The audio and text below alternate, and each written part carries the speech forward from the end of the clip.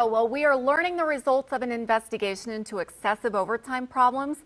This is in the Independence Police Department.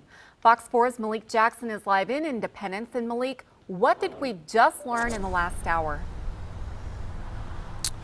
Yeah, Carrie, the independent special counsel Dan Nelson used words as unacceptable, inappropriate failures, but in the end, he chalked it up all as a miscommunication. He says there was a verbal yes from city staff to the police department, but that city staff did not know the extent of the work that would be done. Not only did the excessive overtime put the police department over budget, but it cost the taxpayers just with the project and the renovations nearly $400,000. The special counsel couldn't determine whether the police officers actually worked the hours they clocked. That because the overtime system in Independence is an honor system. Bottom line, he says there simply weren't enough questions asked for this project to ever have been approved.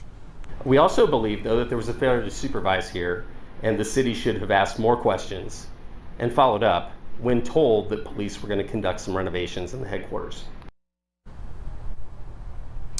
Now, the special counsel would not comment on accountability as far as who should be held responsible for these decisions. Again, he acknowledged that there were failures at multiple levels in regards of approving this excessive overtime. The city manager was not present at the press conference, but released a statement saying he will take the recommendations and the policies set forth by Dan Nelson, and he will present that to the council in the next 60 days. The mayor says after the findings and what he's seen, he is disappointed. We'll hear from him later. We'll also hear from a council member, Mike Steinmeier, who says after all this is said and done, after all of these reports have been released, now there's still more questions than the answers that have been provided. And all of that will be coming up tonight on Fox 4 News at 4 and 5 o'clock.